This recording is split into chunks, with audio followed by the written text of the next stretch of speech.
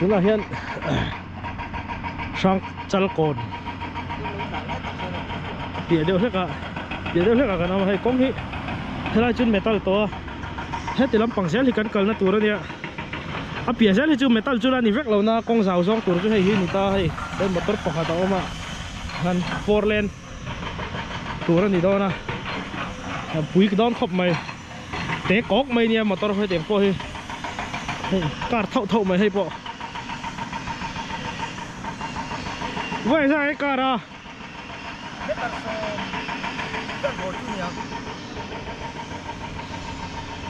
han trên thế này chuyện lâu thì trần đều to thì luồn về thì cần là cái xéo là tuột làm anh hay rồi chúng ta hiện cầu út cần học á Aizawl đằng khúc mày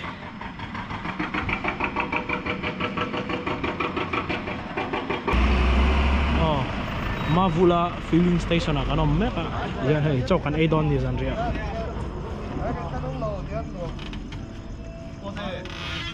hello tóc lùng môi cho môi thì đến phá thôi lồng in bằng đại chhuahsan đàn tên in lật đúng kinh cái lò nghe kín ốm lệ tùy chúa ngay lò rồi ôn cái khăn than là tự sẽ làm bằng ôn chủ khác sao các tiền xem mà video như chưa video nó chút xíu đâu video thì đấy thì anh lâu sao nó lằng phải lằng túi đó đi túi là hian Beino cái túi nên cần buat say make gì là hay cần make gì là túi là hian lồng lại cần pela zandar sari anh ya hey 71 pam long tai pela cho anh đây đó nè con này hay bawk sa té cần cho mẹ hít sắm gì review này review thôi thằng lâu chung coi sáng tây lúa để ăn là đúng như nào thằng lâu chung coi thì tóc thiên đạo mất rồi ế cô anh đi về mấy cái thằng nuôi rồi về chỗ nia sao mẹ cái thằng chết cái thằng nuôi rồi về thế mà thị trường đâu lấy bắt rồi chứ đi thế nó bắt gì con này là ăn tím mì về đâu hiểu mà đi tiếng cái chứ ủa bạn thế cho bọn nuôi mà bỏ cái tiếng cái chứ tại hiện ui đâu không đâu ông toàn là nghe trong hai cái này rõ vách chân cái ấy tấm lé anh đi đâu đào cho cái bộ trồng đi là đào đi cho mình là cho hai cái đá lúc này đâu khai là mình nó thì nó cho mình đào đi ta trồng đâu vậy anh đấy bảo hai đi trên thân trong nó không phải trồng thôi lấy là cái ấy mới xài cái chọc phun cả thì thế là hen lấy lênเขาจะมีขั้นอยู่เขาอะไร lấy lên không không เขาจะตัวอย่างเขาน้าปูเขา น้ำฝุ่นเขาบอก ít lắm hi sẽ có rất nhiều cái chuột chó sẽ có rất nhiều thì phá cái lúa đó là sẽ có rất nhiều một lúa tu một cái gì này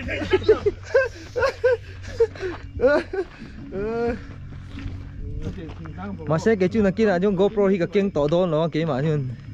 lần nó cái trắng gì vậy là yeah tu là hian hạt phim freestyling cần làm chết dar qua lệ minute som li ri do na freestyling cần làm dar qua zing dar qua về là Aizawl zankhat kan chua kan nia tu là hian Tuipang da ya kan om mek to minute som về lek ka Tuipang kan thleng to do na ni he ti lampang tu là a peng chiang kan oma he ti lampang a hianin a ding lama hianin lalveng peng ani a chu Tuipang khong lui ni a thế làm bảo hiền thầy con con lũy phố đi xuống rồi cua lần thì thấu kho original sao original hey con ốm sầu mày nó bùi khó mày thế là hiện con cần nó chín tê có các mẹ như lại hiện cần nó tụt Tuipang chỗ ông to này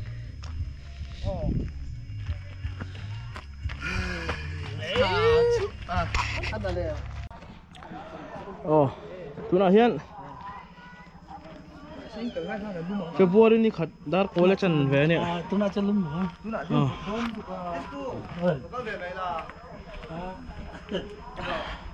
Tuipang ở trong in hian กันช่วงแจ๊บอ่ะ GoPro แกงตูจุช่วงมาจวนง่ายมั้ย ช่วงพูดหลักกันช่วงสืบพจน์อะไร ยันไว้ไหนให้จวนไปนอนกันแล้วกันตอนหรือว่าปลากางกันตอนนี้ก็อันเบลเจ้าตอนนี้ GoPro แกงตูได้หนึ่งมูเซาเราวังที่จุดเราอมครบเลยเฮ้ยแต่ไม่ไปไว้ไหนเฮียนินเฮ้ละมะยังไงคะzawngลิงนี่เล่ากันเรียนนะตุ่นค่ะ Phura โอ้พูรากันกะลังอ่ะติชวนนินพูราอาจังอ่ะลาวักเราอ่ะเฮียนินปลักดีลมิโซรัมดีลลาร์เวดตาชิมตบมีความมาช่วยกันสุดลงอ่ะติชวนนินพูรากันเรียกกันอ่ะนักตุ้งซิงอ่ะเบโนอ่ะกันตุ้มโดนนี่ไอ้ตัวน่ะเฮียนินบัวใส่เมกับบัวเลโรแกมปรินฟอร์หุยแล้วนี่อ่ะกองเชเดลมาเซ่เจ้าตัวตั้งไงนี่เดี๋ยวจะไปโดนนี่มาตอนที่บาซ่าเขาทุยต่อตัดให้ปล่อยรีพอร์ตแม่งอ่ะเป็นรีพอร์ตแม่งอ่ะ Tuipang Tuipang kasu Tuipang 0 point di lain ding nama ni kan yang zawng minggu tak Tuipang kasu nggak peng ni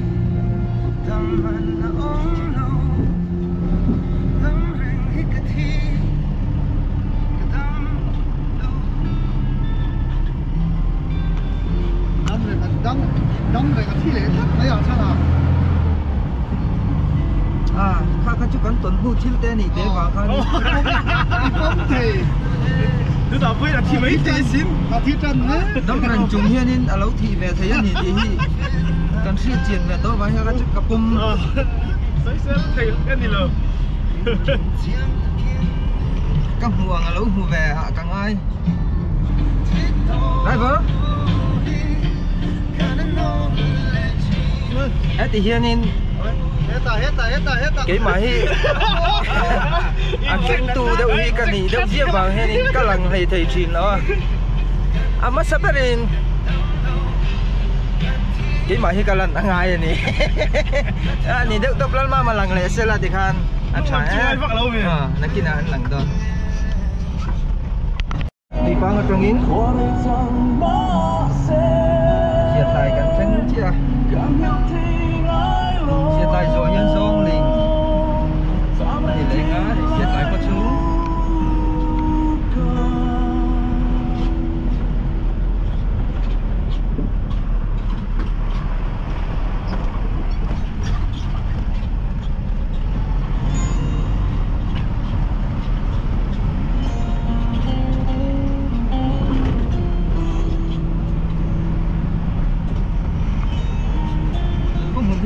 Phát kèm ống đàn để cho nổ đâu thì hi này.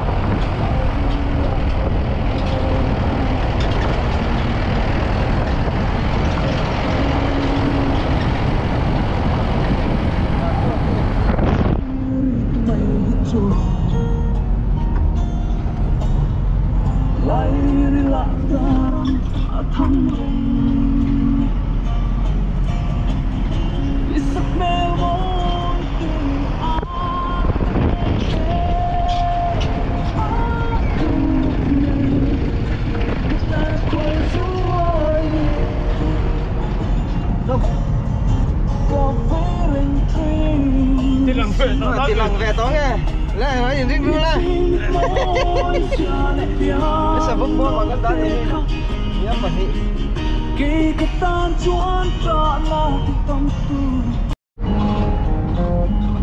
nào xe tới trong hết zawng thì cầm luôn ta zawng thì ngọn hian Phura rồi ta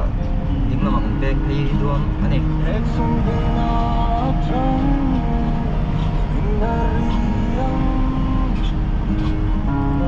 zawng linh kia này râm đến này sao không bây giờ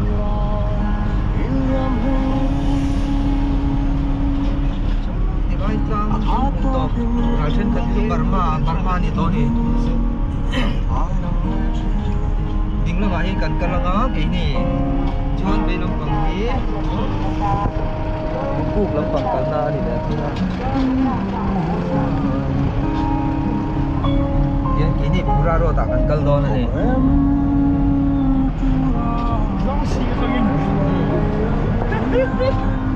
samo vi si na vo ngai hoi mo tin na ni không rồi á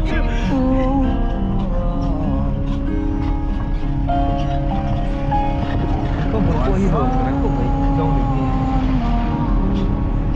lên về đi bác sĩ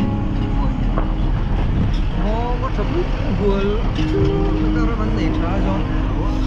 được đi có vấn đề sao đấy mấy thì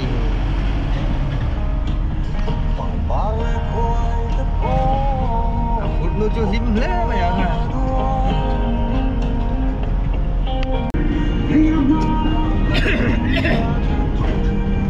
đây con hiên luồng anh nhìn thấy giờ là không có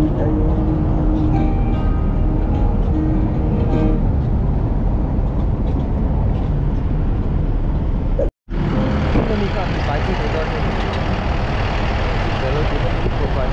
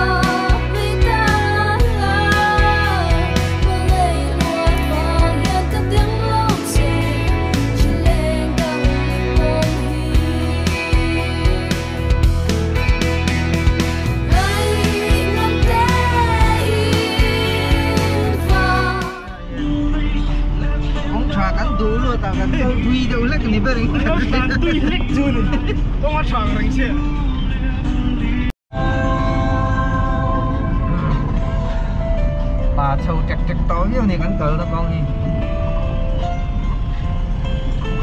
mình chắp rốn quỷ tụi con chỉ là zawng linh te gì đó te cái này về cắn tàn nó không có cái chắp para laki ya kan falut so ya ko mu kan du wang sim simin kalam ke chu zaki teng ke chu acha ma se zaki lu ba khan in ding lama pen lo ngai lo nia laki lo laki so kan zaki bu sai ti chale laki ni ma se ko ga chiet de ma wang kan teng ji chu lo kan tan pe lo ko chiet kan laki kan falut so mà sẽ các cánh càng rất tuổi luôn mà chuyển xí đó và can cần lệ lệ tao thâu à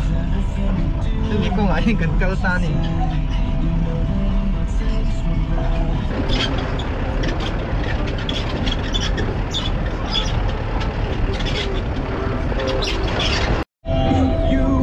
và hiện cái lụt đó kia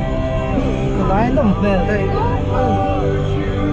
thôi làm rộng này người ta ở đây cánh cờ nó từ đi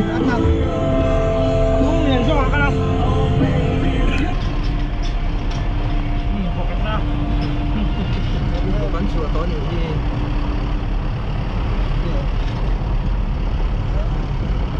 con này sẽ tăng đi chứ tăng có đi tấp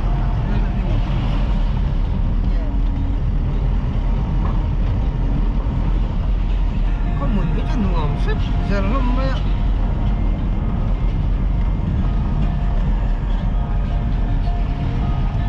Phura 16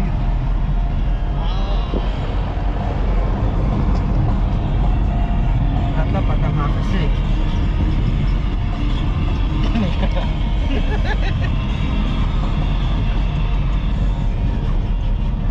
Phura khut khen sang đó nè cho điểm nó tụt mấy hay là đâu mà Phura à lâu là tiếp vào hai chục quay rồi anh đi post lúc rồi tiếng Phura thành sang đó là km sông về lo mà tiếng hiện liền đấy bè mây này hey hắn em nó là kiểu màm sầu rú bè mấy gì thế thì lại abu là phải chọn in suy tay là bắt thúng level board po hiện này cái in cái cụ thể in zoom phá đo nấm nỉ cái suy phá đo nỉ thì bên này giúp bấm chín sim sim thế à tiếng liền nó tụt bấm tụt trơn cái đại sạc ngay à cái đại thể xí rồi này mình sẽ thiếm sao mấy đồ chứ ta bấm chút ta bấm chút cái đại sạc ngay rồi nè cái bây thốt thế nhắm tí này cửa thăm thế này cái liền em mấy điều cô thì lại qua đi ổn sao lại report petu report petu giải thiểm report petu là sấy lâu report petu Robert khiangte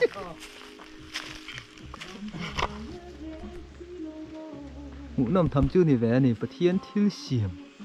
rốn bùi lứt tục tắc mày và là thằng phá đón xí rồi vợ ý là rồi hay tôi là hian đến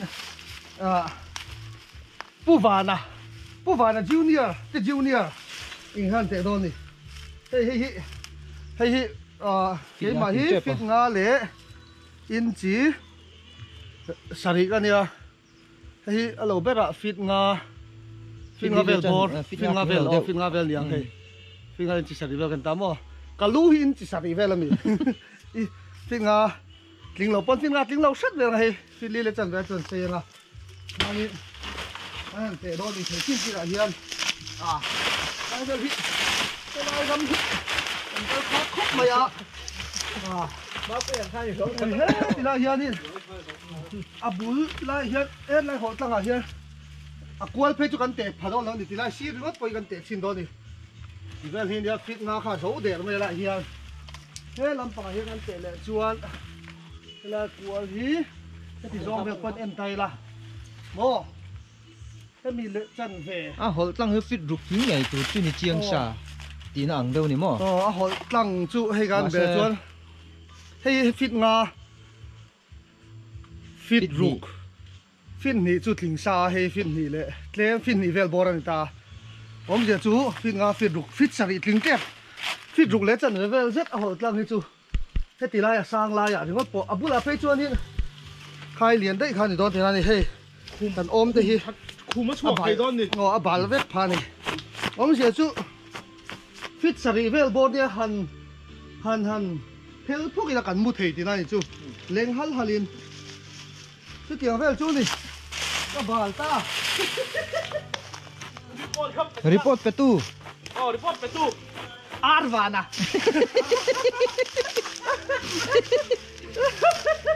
pe khi a ti chi vak lo ni hi puwana tran tum hi Phura na kha lo kan bal le mai ni hi puwana ka ngai sang than le mai a ngai lom lo he bal lo tu kan tu to ka o nó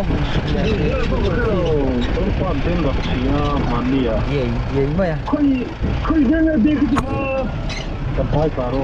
sampai karo ni mo an ting ting ni kalau tahu ini di lumba ko ni o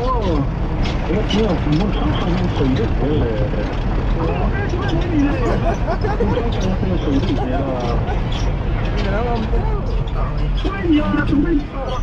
kan ting ni lo được sắc follow tahu anh chính là cái chính dây lắm cái này là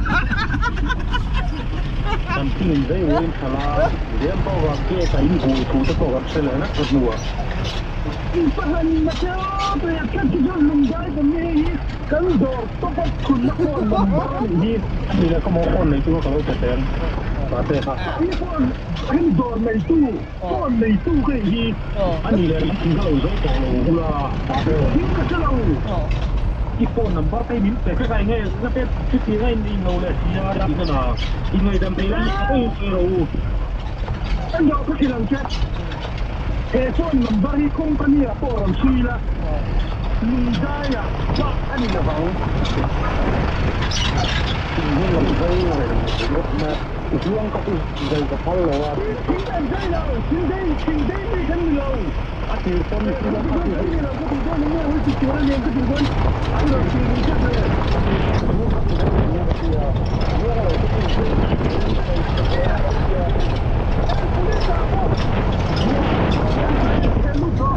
chuông có thể dây xuống chuông có thể dây chụp nuông đi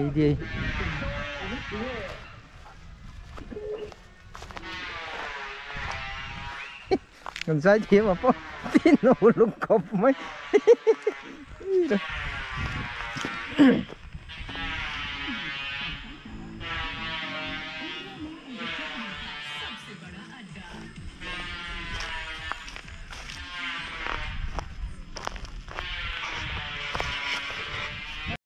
footballer khai kẻ thuyền ra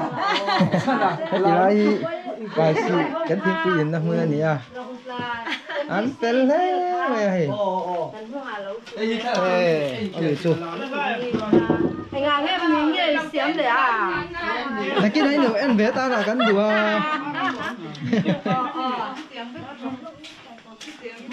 khoa thế thì à vẫn là viết không ra cái đấy là em vẽ đó này ít bà cái đòn đá không mò anh nuông lá về số thì lại bỏ son mùn rầy thì rất cái này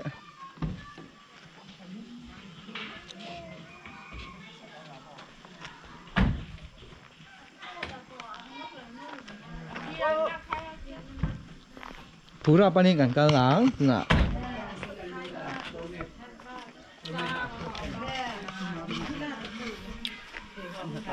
bye bye cái đã hiền cái tiếng ri tổ cái lần khác đấy mấy cái lần về ngay tổ đi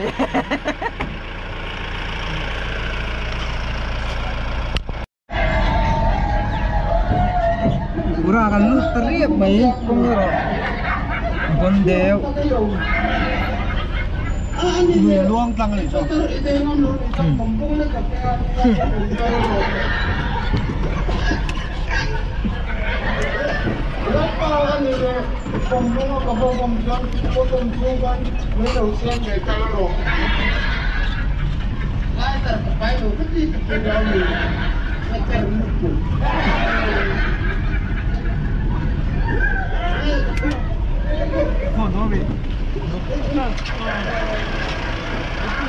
lại cho nên chúng này là lót sản thế ta lắm mày khối liên tục nuông thì đằng ta có nên muốn má vậy đi thèn nó tủi giải này là cần riah nó tủi mun thì lại hi anh em đó cần thèn nó tủi cái phiền thị chuan Palak di là hàng Kalak Lake Palak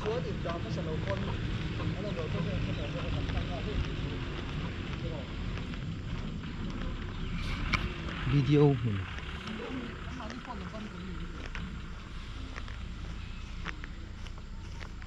con lai tất cả lấy vung lấu chung vung thu mày ạ lẹ lắm mà có đắng lẹ đó nè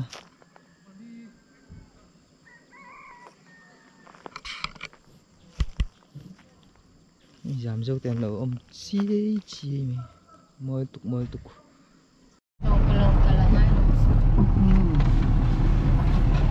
con lại tất cả ấy chuông hết rồi ạ con cắn nó tụi riệp Sao sao đấy?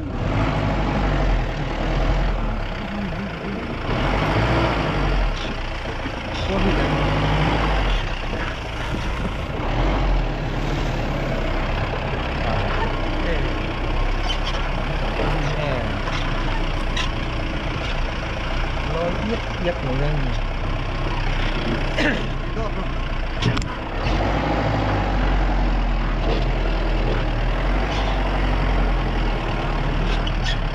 sao lẩu ấy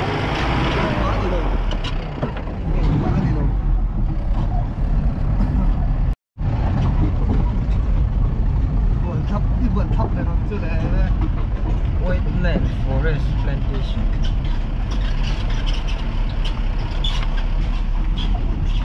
Phura trong Palak Lake Palak Palak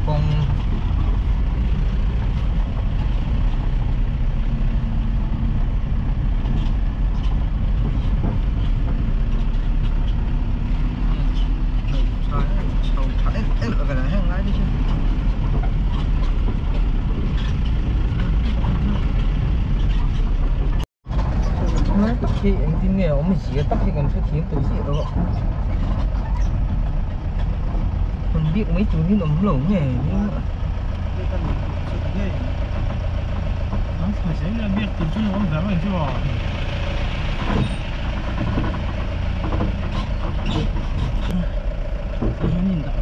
nó xây trồng đã thấy đâu thì có English tất sạp trong cái tất thì cho nên đã sắm sắm cái tất là cái sạp mà chuan con bò riếu mày à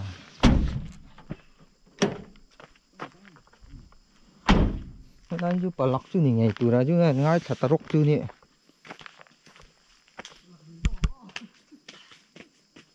này waiting set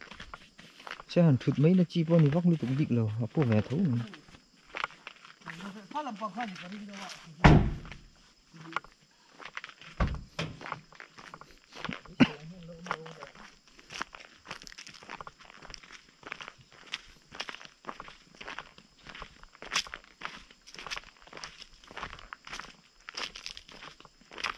là hình như phải về rút thôi thì là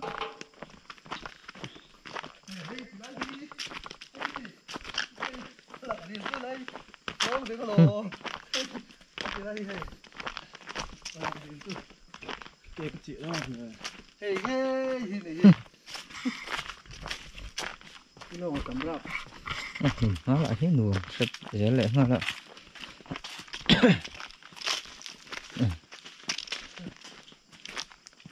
Palak di lai tu khơi là mọi người hết là mà hiện kia phải tuôn mì hết là motor cả khăn này thì thôi à Ini tu mà sao lụt thì dùng số.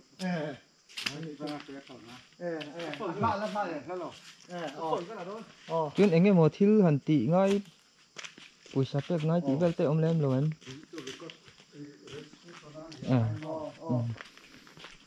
lúc này các bạn xem gì đó này Apoi là ô. Ê, diệt thì thôi lắm. Lỗ vào diệt là.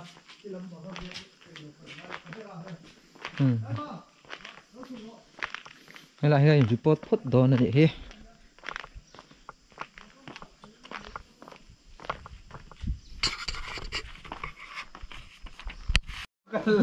Khi ngắn ngã bốc ạ. Khi ngã dây dây. Cái gì Palak Kong. Anh nhỉ à? Hết thì giống hiện cần lạc ở hôn vẻ tao á. Thì hiện cần kinh vá rành tàu mày đó nè. Hay vác hiện sấy thầy rồi. Máy hụp nó tới hiện cần hít vẻ tàu té khu vác tàu xuống lâu bốc ạ. Thì hiện nên Palak Lake cần khen ta đi. Đây, sau lần bảo cho cái thằng xây phiền này. Thì pot bẹt. Thì thôi đi. Buổi khác ngỡ rồi hay nắng má lắm bằng bốc còn hơi tiếc lâu sim sim.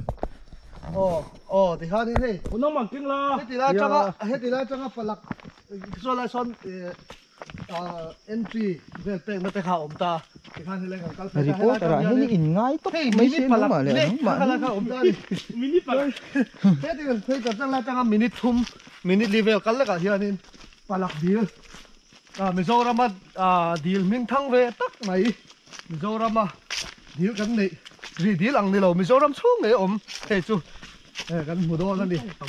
Mizoram xuống mà chú nó lian tới anh tí kha. Cái tiền gì mà. Anh đi tiêu tao lên nữa. Trong lầu rồi. Sao là hi, tôi soi hi. Tụi lồng hi phiền vắc lầu à. Ít lắc. Hết tí lai hi. Tấm mà được. Palak deal ha. Thế là càng kia. Anh bay pay đó là gì thế? Lại pay chứ mà gì thế? Thôi, khóc mày nó bùi khóc mày. Có cá có mày. Có cá. Lại pawimawh. Bây giờ là pay char mày à. Có cá nhìn tiền. Số thì lại số là có pay cá mày à. Có pay cá mày à. Buông thang mày à. Thế lại pay. Hết tí lai hiện khỏi là hay. Lý, hắn đi tất về thì hiện tại vậy lý ba ngày thấu không hề lại về là bao nhiêu Nếu mà lâu sạc khẩn tiêu lâu lắm về tất về đi chú hết thì lại Palak bia đang làm na gì cái mi pha này à chú na hian đã khát lệ minute som li panga anh em February ni khát sáng thì lại sum thì lại bạc khát thôi lắm mà cái con đồ đang đuôi lệ ta này thì ha đang khen mấy đó là một tỷ lại dính lắm bằng hi nia cả vắt tầm miền rốc mà về nia hết lắm bằng tao xin nó tao xin nó nia hết lắm bằng hết nia camera kha ui mà lấy mày tú nè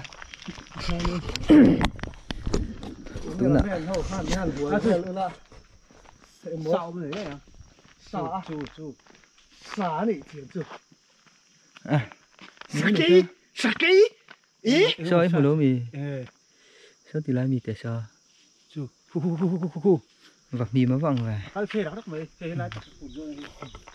lộn tụi ra này sanctuary quần ve là nhiều mà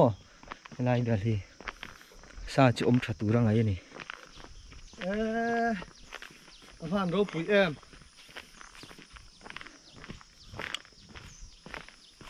Palak deal hắn soiกันtiết lạiกันdiệt thuyền Mizorama deal sang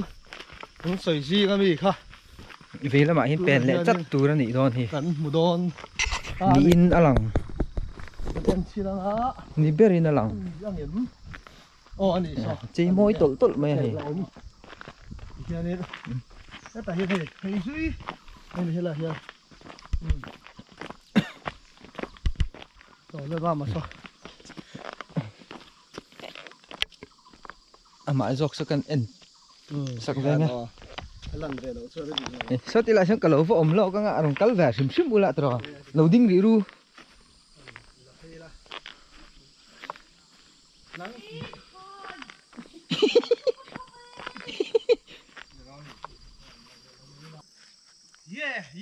Palak deal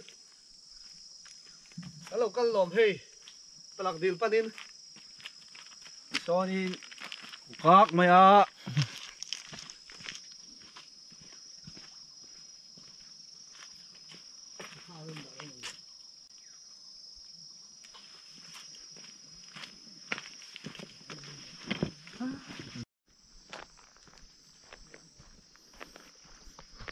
chim la hian hmun nuam deuh deuh lo tam riu ni ye an len khang lo wel chu min don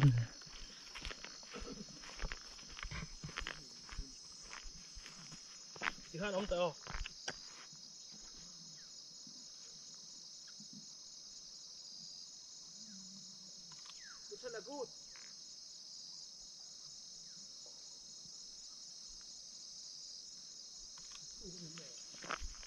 cả lỗ mẹ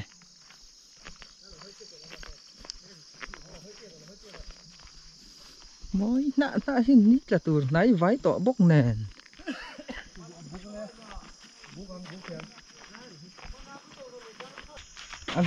view té chi ạ nó cho phó tặng tôi nè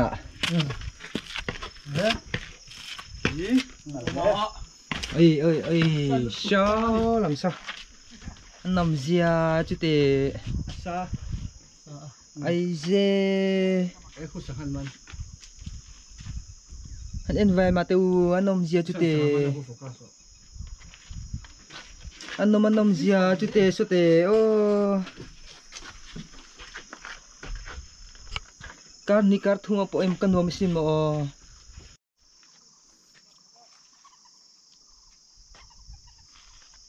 Palak deal tôi này càng khen thấy to mà số là mà số lên khang ăn ra ra khi thì làm mà khi lên khang ra ni po là don suar to này moi vet tắc này anh cả luôn hit timing khúc mình nít lạc mà chị xí số làm bằng số lên lòng ăn chuông bốc này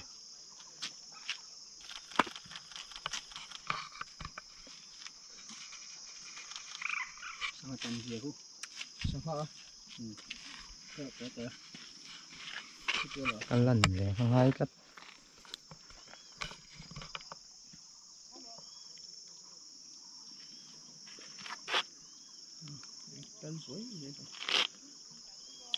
thì lai lùng sao chú như chân chỉ làm phá bắc lỗ con mấy thằng tôi này hian Palak đi là cái nôm mấy cái heba man tha là mấy cái hết thì lai hết lăng vào pani Palak đi khi đến lung leng như nó mà đi hết Palak đi thì Mizoram đi hmingthang tak gì ngami ha anh ấy hết ta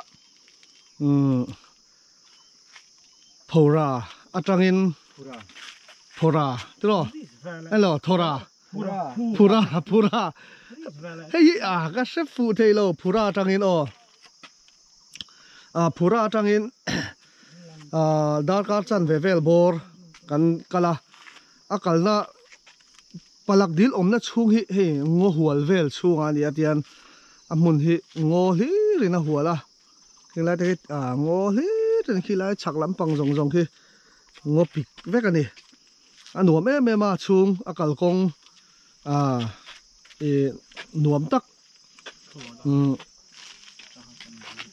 metal lo kong nuam tak maya kan tlan lu ta hianin ko hong lai khon long speedboat chiate boat chiate so long chiate omani helai kalkawng phei ania hei Palak dil tui vek kha ani chuan so lampang so lu pe na nia ti chuan hei kan chuk thadon ta ni ti kha kan chuk thadon anga i than i ku kha ti kha nen hei lam ma hain aka kan ma hian suaya ti kha nen helai in hi hing deuh lui the ni chuan hei heti lai hi kan crew member te ho kha ani dia kan ho phei don to ti chuan in viewing point lama te lakal le kan tum don ani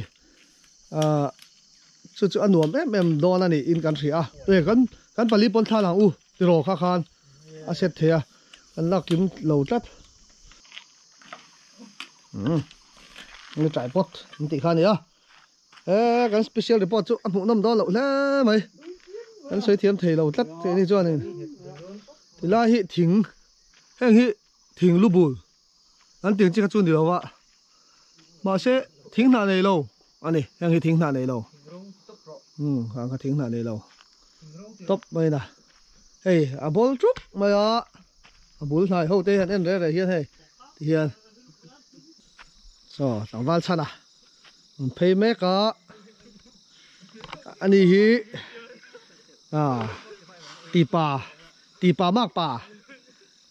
pa ni tura kan hual mek lai ni a chuang chuanin anal zar reng mai ni ji kar tangin ari at reng mai ni nuwa son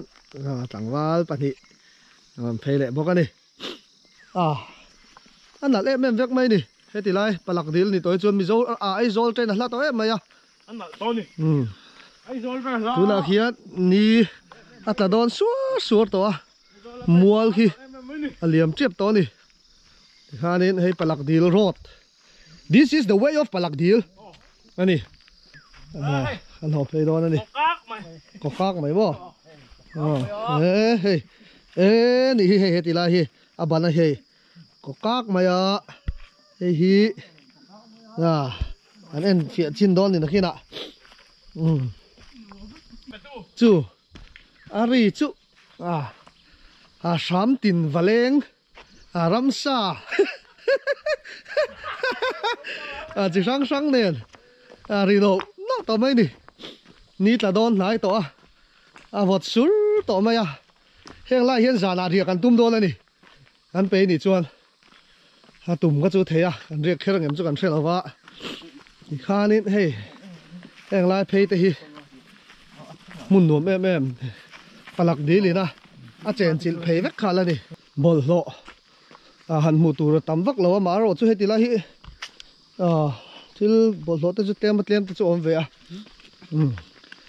chu chena kal la te po hi kan fel fai tlang ngai o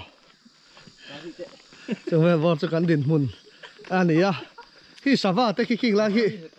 an thok phei chuai tia teng zong hi kan chu la chu ramsa ri so pe se su chung chu khang kha shiat tur ka mun tin deuh tho mani forest is a mist way so an thut mai ni so tira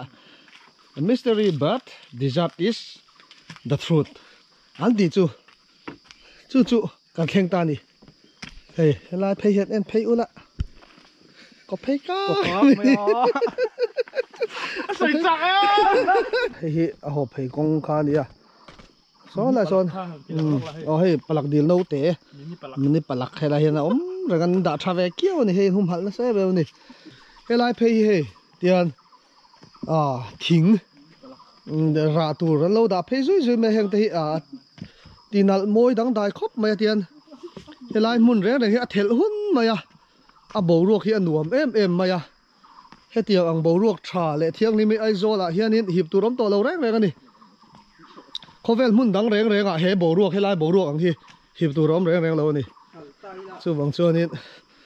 helai mun hi nuam takani ngai poi mo tur hung lai khu thil ko ka ki lo tam khop mai ti lai vela hian he ka kal pui ho hian ko ka ki an lom rio me he ti lai hian he in cholna rest house nuam tak mai lom boka palak dil hi adila kan va mu deuh thor do na mo kan ti lain mumal takin hela hian lo en kola registration te visitor so in jaluna te tin poisa pek ngai te lo om veka ti chuanin helai mun hi mumal taka chei bol en kol lo ni thiang hlim po thiang hima nuam em ani so lama sonin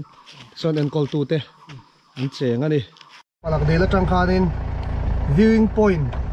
thlir na mun lama chho kan tuma hei tila hianin palak dil han thlen thla khanin zu kalte mi kholte thutna lom na sakhop maya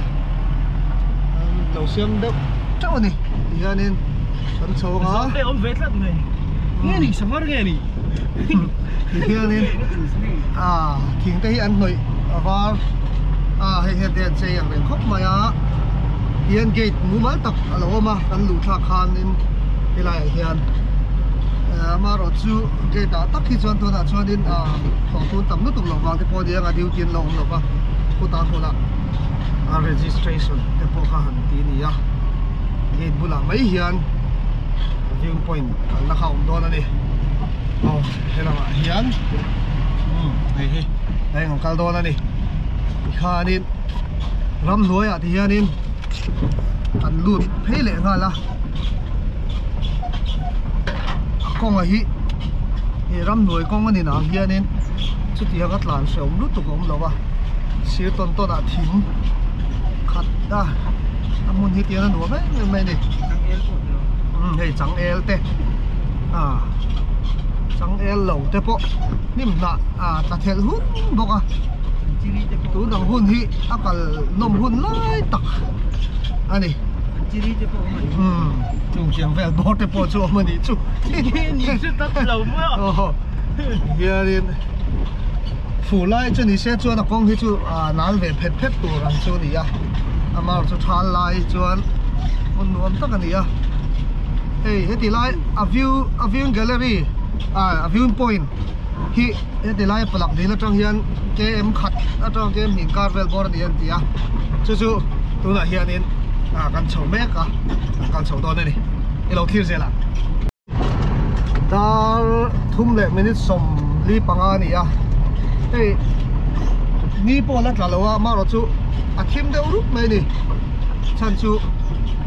ngo nuai ani wangin a hmun hi a thim deuh rup mai a dai deuh sung boka tun hi January tha a February ni khat ani a vo lai chu ni hrim nangin ni pui lai po ni se han lum viau thei chu ni lo ni in hei thingkung lian tak sir ton ton a hian om kheng khung mai a em te hi Mizoram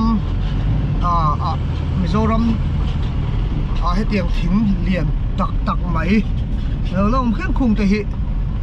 mi pon ti lom le ni lom thu kan sil bol ton mai ni te kan hu te po hi ai chi bai lop thi na na nen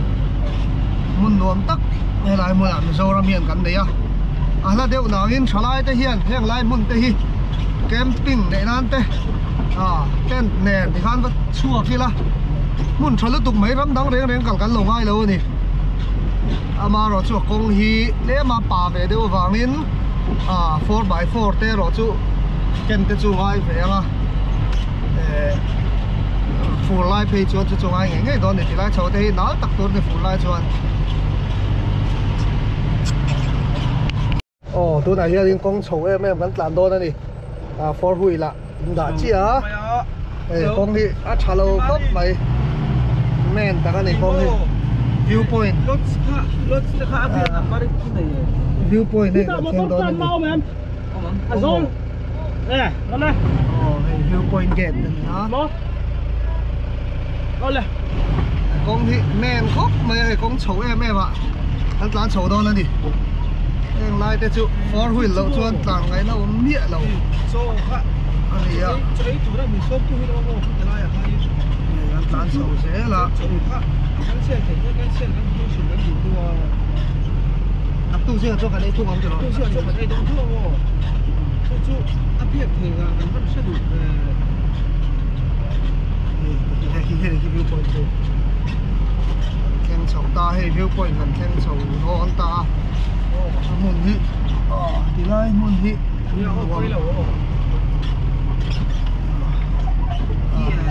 hay nấu rốn luôn cốc mày mun luôn tắc mày thì lai mun hiện lỗ rồi mày nè xòm cái lắm để đúng rất to mình dâu in te po lâu mà giờ thì lai mun là trang hian nên palak deal kha clear đó nè lăng val chana ani ani hi heti lai ti pa chuanin kan chel meu lo ani ti hian kan en vel do na ni kan chho do na he ti lai hi viewing gallery nang lo siama mu mal takin palak dil hi en ko lo ni ti hi alang chiang le maya alom le ni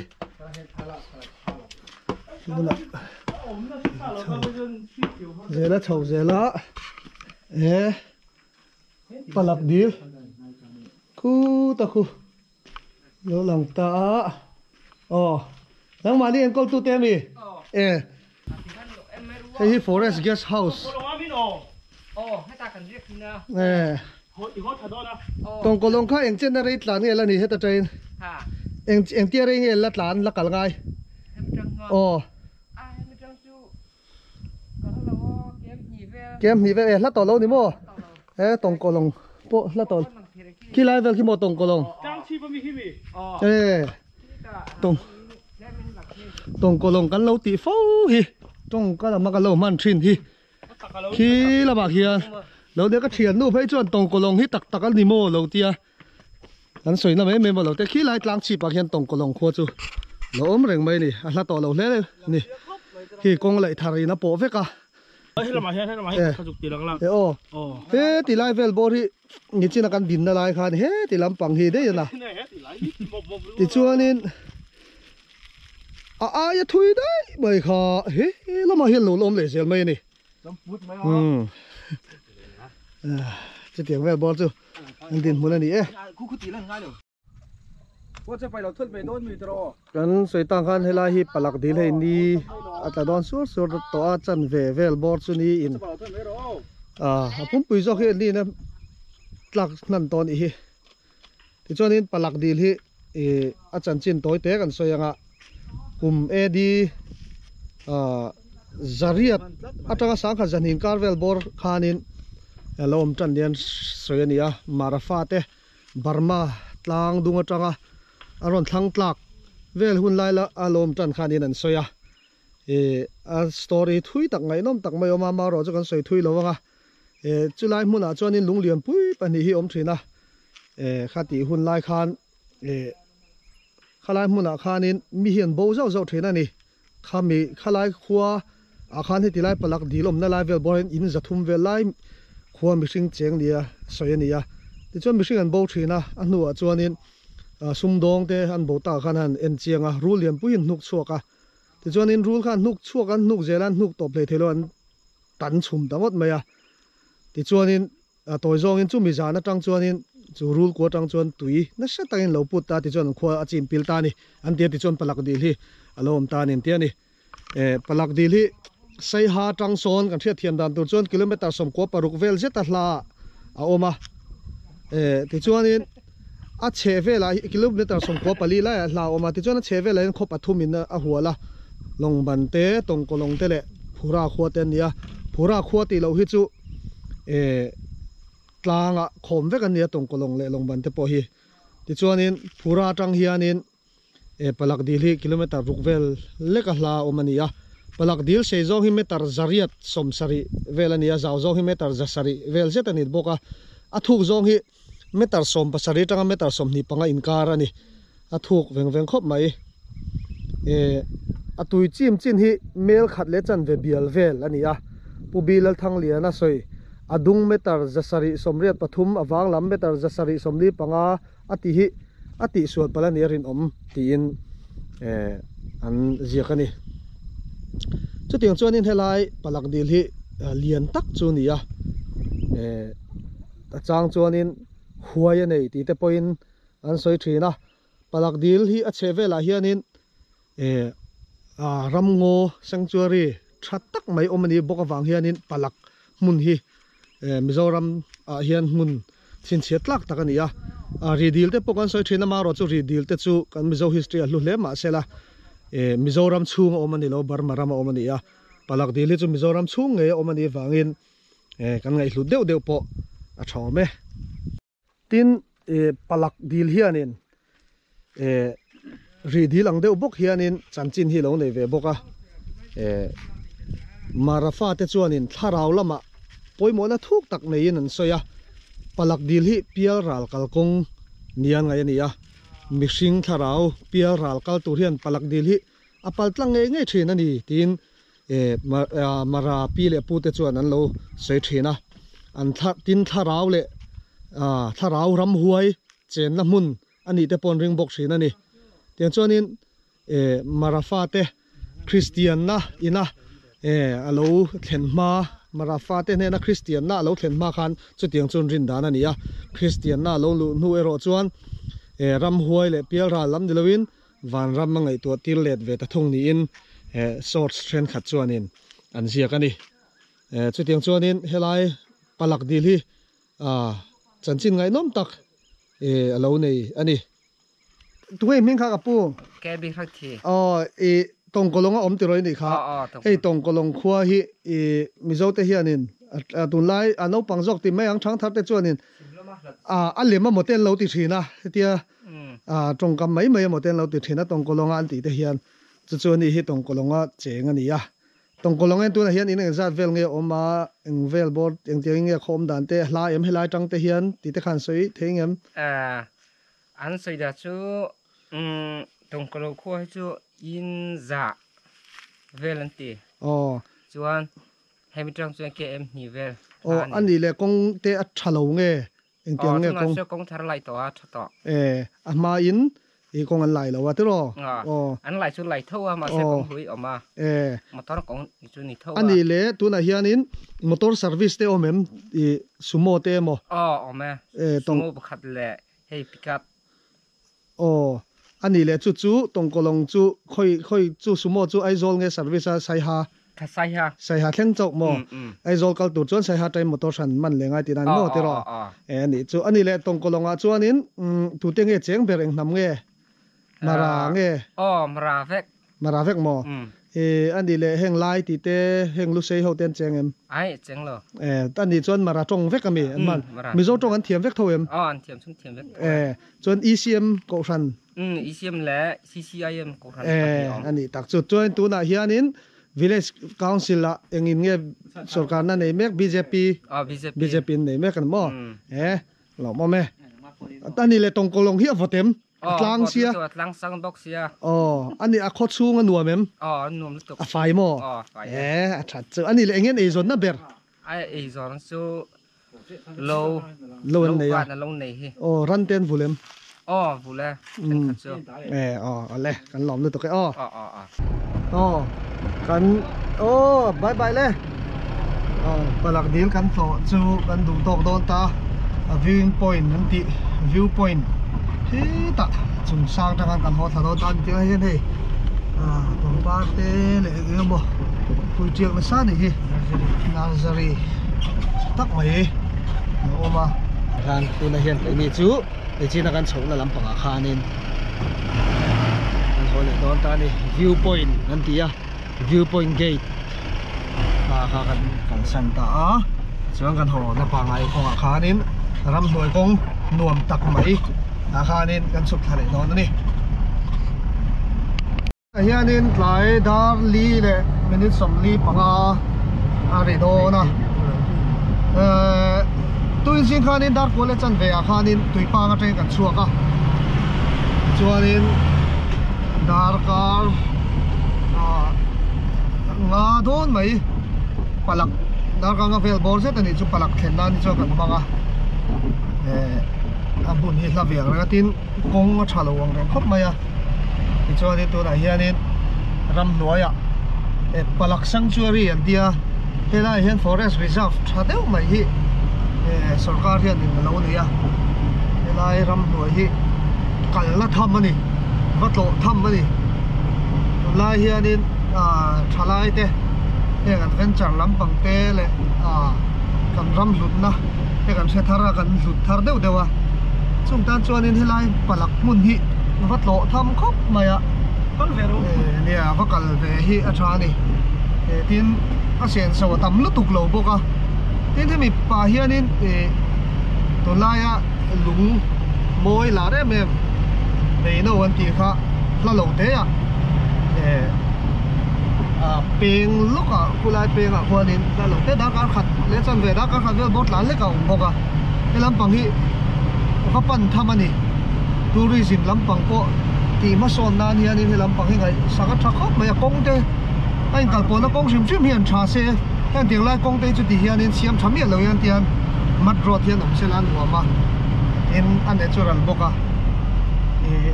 ama ro chu in kalpon na kong sim tu na hianin PMGSY kong lai hian a thok me ka so ti lai lucky atanga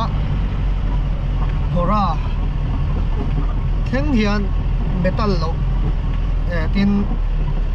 khang flooring ti lo khala ni ya tối te flooring ti na lai oma mà sẽ là ti mek tu te pon yang a khani kong te chuan tlang space se chuan in rom tak tur ani tin chim tui pui lei nghe khá khá lai mông mình cả cold so chăng à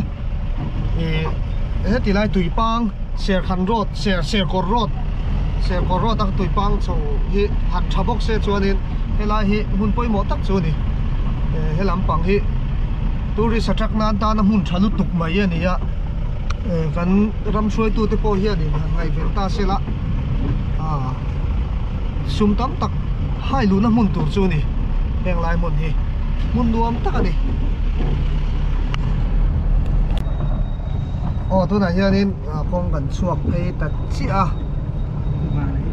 hian lo la lai a khulai khuan in tong kong lai ho be na sam he cũng lại tới phố gần em về Hitachi ni lo so nghe Komatsu việc vút mấy nè Komatsu hi chặt hộp mấy á Hitachi nó chặt đâu đàn em chiang thôi nè Komatsu chơi lại về đây lâu thế cần em lúc à để hiền ít vay vút mấy nè thiên thì hiền nên con lại bucket với cái sủa ring ngót po hi tắm em mấy nè hiền nên operator hiền tiền anh sủa cả anh hai khom về lá hiền vậy chắc em rồi con mấy nè quan hết hen pop mẹ con thằng hiền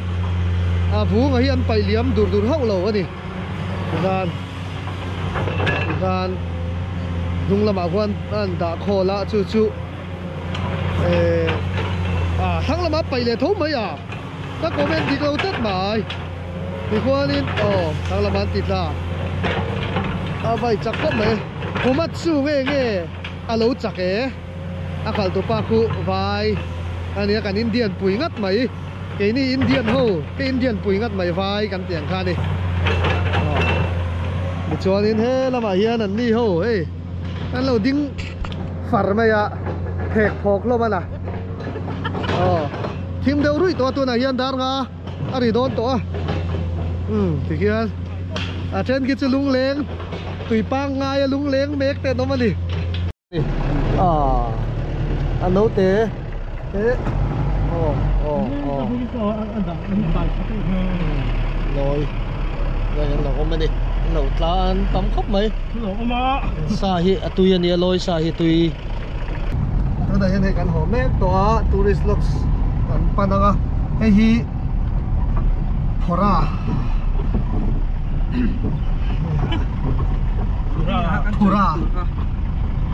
khua khu bò là cái nào Phura khua cần lụt lệ ta đó trong này sao mà nó khóc mày Phura khua cần lụt ta Phura khua hi tổng có lòng lắm bằng Palak lắm bằng trong cần lụt ta so vok tế so chọn lê arte nền chọn lê hô nè xong lại son với lại hiện in hiện lại khu Mizoram khu bò lần chơi mình xóm lắm mày anh lỏm khóc mày mà rồi sẽ tourist lo chả té 25 đó nè feel so xong lại son bong té lỗ mà cho nên hiện lại muốn hi khó xa lên tắc mấy khó nuông tắc mấy anh đi primary school về primary school này so tourist lot kan pan me ka he la hi vok te ko ma an lo tla ni lom om khop mai hian ko lai an lo leng ve an chen ro tha te in lam pa atlam thế vẫn vai hian ko chung kan lut phei se la tourist lot kong ani ya in zathum don chu kan omen tia Phura khua hian khote tak chu ni lo ani ama ro chu kho chung kong hi ala thavak lo về một chỗ này có thể này rồi chỗ nuông phía na Aizawl đâu ở bên này à thì chỉ là cái sợi tăng han Palak deal hol tu khoa pathum gì ngã khan nên phai khom cho nên lấy lên cái con này à cho nên lại coi đồ tắc này anh em nuôi ở thế vọc thế khá nên đám ấy à chân rất tắc cái đá thuyền này anh em hè lại hiện được thế luang tlawh anh khốt xuống à hian tourist lot span cái nó còn hiện lại lùi thế này tra lại này vào lùi hian liền vắt luôn này cái này cái mỏng hian tức là cho nên kan du tok don tong tourist lot su so de lai so ma kan kal se la ei ti la hian tui an lo cho ya helai tui hi phim phian ma ya helai lui te luang hi hi ta nar kha oma ni tourist lot kan phat tu meo kan du tok an de chu som nanin ei tourist lot kong hi tu na hianin an siam me ka JCB na lo la ya alo ti mama te tiang hẳn hoặc đây cũng hết đó là này gan tourist lodge kan thleng chho don ta Phura tourist lodge kan thleng chi VIP room min lo thlen tir do na hei lama ma po chau to khop mai dress ne hen VIP lu tu lo hei hei tuang so ti lai so nin han lang wa hei lam pang chon expert chim lam pang expert aw ma hei kan thlen na hun tur ani a VIP room ani a sel fai khop mai ti hian he company oma he po toilet zaw nuam tak mai he European thap mai oma tiang chu kan thlen na tur ta nin tourist lodge hak tu te hian min lo buat sai saka kan lom khop mai a min du sak khop mai a an chunga po kan lom ani mun hi kan en kwal vel sina tila hianin phai phei kha ni a phai phei tang kha nin dilai tourist lot city na ron po phei mai a tila hianin an main building no ma main building a hian dom te room dang te po mani tichuanin heta hian mo mi kwal thleng thin tho tu ro eng za del nge thleng the room eng za nge om room khata hian mo kum pahni oma room pha kum pan double room pa ngai ho om ki ran mo chuan dom pahni oma dom pahni om boka chuan room double room chen za nge om double room je double vai eng za nge om nói là pathum chunga pathum doi pathum room paruk double room paruk lai om ni chu chuan dom pahni om boka ni helai tourist lodge ngak tu ten fel khop maya Phura tourist lodge mun ani ya ama ro chu vot don ani hi kina chuan hei tilai Aizawl nom deuh mai oma apia building khi enge ka pi staff quarter staff quarter ni he fel fai takin tilai hin en kolani chim to pa om ma sela amun hi anuam khop mai tilai achung te kan an enti rang cheu nakina palak dil te in la tlawh ve duanga tin Beino te lakal ve duanga chu huna chuan in hei tourist lodge la hianin nuam tak mai oma he helai po hi he lobby nuam tak oma fel fai khop mai fai khop mai Phura tourist lodge tourist lodge bal tak hen shom tak amo hi kan ti thina helai mun hi chu alo nuam khop mai kan ti ni ke ni ho point chuanin VIP room lam kha he lama hian ni a chu lama chuan ke ni hi ni chu salama chuan thleng do u min tia kan kal do na he khem kal na motor hi off road Beina sa boka ko chu chuanin bal tong reng khop maya room lampanga en phayanga chuanin hei helama hian ke ni tluang ane an mu ve thung don ani lampanga hian safa nen thấp mày à dùng po dao luồng chả và dùng té và dùng po liền chả tôi đặt po phải chả khá khá hay lại Phura Phura cái điểm hôm nay đi report pe tu được tao không vật nó sao mày họ chứ hay là chứ bao luồng cốc mấy em bua lên mấy là cái em bua lên cắn bua sắc mấy đi vào tiền lên ba mà đi bua lầu cái đinh cà phê gì cái bua lên sao mình cũng là gì ui đâu từ nào ra vậy cũng sao nào vậy đâu mình bua cái bua cái sao này bua lầu sao này bua là bua lầu sao này bua là bua lầu nó kia đây đâu được còn nó có khu vết khá thì mấy mua em người ta lầu mà sẽ chiếm lầu bây giờ tổng của lầu vẫn lầu có chiếm lầu khác lá mà tổng của lầu các km khát kia nó tại vì nó đó mua cái phang là sai cô là bây giờ phá trong mùa nó đã phải chặt về cái kháng tim đấy cậu thì hơn thì review cái chú chia từ đó từ cái việc trên hành tốt là Palak cái chú anh mình đang hành tâm cái bộ ha hành tôi là đấy ta này để nghe ô phát triển cái chú này rồi đấy là làm sẽ còn về thì có nó có một cái một viên tốt là phát triển cái chú nó có just round mà viên này đâu mà viên này cái chú mà viên này cái tao sẽ bắt chết đấy đã luôn lên đấy không vậy